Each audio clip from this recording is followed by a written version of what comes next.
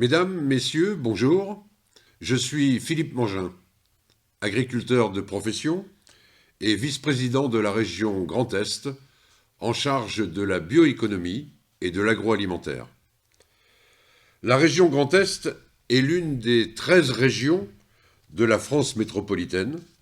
Elle a été créée en janvier 2016 de la fusion de 3 anciennes régions.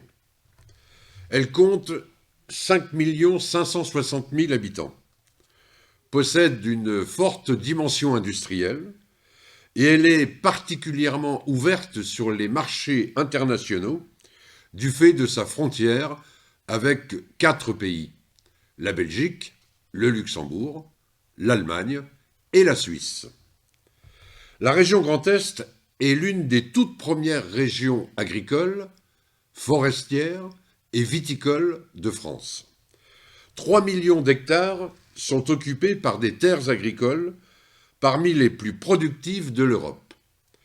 Près de 2 millions d'hectares sont recouverts de forêts au fort potentiel de production.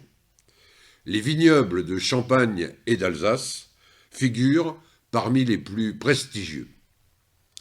Nous disposons donc d'un potentiel de bioressources vraiment extraordinaire. Le paysage agro-industriel de notre territoire est ainsi très dense, marqué par de grands acteurs comme Tereos, Soufflé, Vivessia, leader dans le sucre, la meunerie, la malterie ou les biocarburants. Le monde académique, nos centres de recherche publics et privés, nos universités, tous ces acteurs ont pris ce contexte à bras-le-corps et sont pleinement mobilisés sur le potentiel de valorisation des bioressources.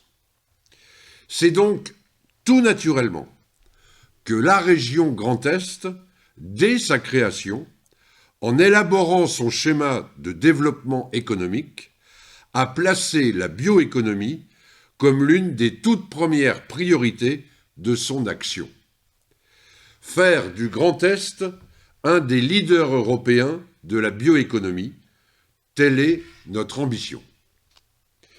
Pour ce faire, nous avons d'abord organisé les États généraux de la bioéconomie.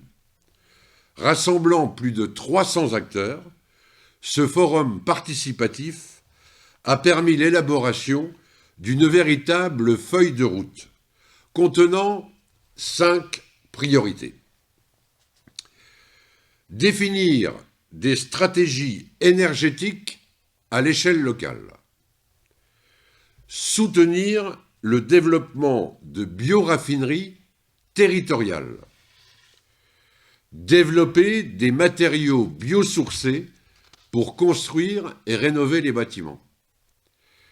Déployer une alimentation plus saine avec des ingrédients biosourcés, des emballages durables, un approvisionnement de proximité. Enfin, à côté de l'agriculture biologique, initier une véritable transition agricole et alimentaire en développant notamment le biocontrôle. Ces priorités sont mises en œuvre sous le regard d'un conseil d'orientation stratégique composé des différentes familles d'acteurs et copiloté par la région et le pôle de compétitivité industrie agro-ressources. La région Grand Est a dégagé un budget annuel de 35 millions d'euros pour 5 ans et pour, in fine, un effet levier d'1,5 milliard. Cette ambition, nous souhaitons qu'elle soit comprise, acceptée et soutenue par nos concitoyens. Vous savez combien les contours de la bioéconomie sont encore vagues pour eux. Voilà pourquoi notre région se lance filière par filière dans une démarche contractuelle intégrant un objectif de durabilité. Nous avons agi ainsi pour la filière méthanisation, pour laquelle notre région est leader en France.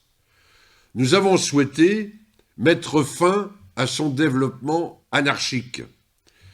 Tous les acteurs de la filière ont signé un contrat de développement de la méthanisation durable. Chaque unité de méthanisation doit être celle d'un territoire et ainsi garantir une ressource d'approvisionnement durable, proche, pour ne concurrencer ni la ressource alimentaire, ni celle des fourrages nécessaires à l'élevage. Nous avons aussi des exigences rigoureuses quant à l'usage et l'épandage des coproduits fertilisants issus de la méthanisation. La même démarche contractuelle est en cours s'agissant des biocarburants. Nous attribuerons un label aux biocarburants du Grand Est, assurant aux consommateurs qu'ils sont issus d'une agro-ressource régionale, produits et distribués dans des conditions irréprochables sur le plan environnemental. Notre soutien au développement des bioraffineries vise aussi à la valorisation des cultures locales et à conditionner ce soutien à une approche plug and play pour renforcer l'attractivité. Notre objectif est d'accompagner 30 industriels et de créer plus de 5000 emplois. Réduire l'usage des phytosanitaires, c'est proposer des solutions alternatives aux agriculteurs. Dans le cadre du programme national d'investissement d'avenir, notre projet Bioéco Academy a été retenu et leader de l'appel à projet Campus des métiers. Nous allons donc disposer d'un campus de référence sur les formations d'excellence de la bioéconomie. Ce programme de la bioéconomie, comme vous pouvez le constater, est en marche. La crise mondiale issue de la pandémie du Covid-19 est venue interroger plus encore nos modes de production et de consommation et rappeler l'urgence de s'adapter aux crises sanitaires, climatiques et écologiques. Dès le mois d'avril 2020, en plein confinement, notre président de région, avec les services de l'État, ont lancé l'élaboration d'un Business Act avec 800 interlocuteurs au cours de 80 forums pendant 5 semaines. Nous avons retenu 40 actions structurantes, parmi lesquelles 50 projets de bioéconomie durable seront soutenus d'ici 2025.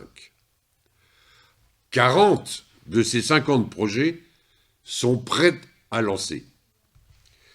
C'est le lien avec le territoire que possèdent ces projets qui nous rendent optimistes sur leur aboutissement. Mesdames et messieurs, j'espère vous avoir démontré par ces quelques éléments combien la région Grand Est voit en la bioéconomie l'occasion de faire émerger une nouvelle économie, tournée vers la transition énergétique, écologique et j'ajouterai numérique.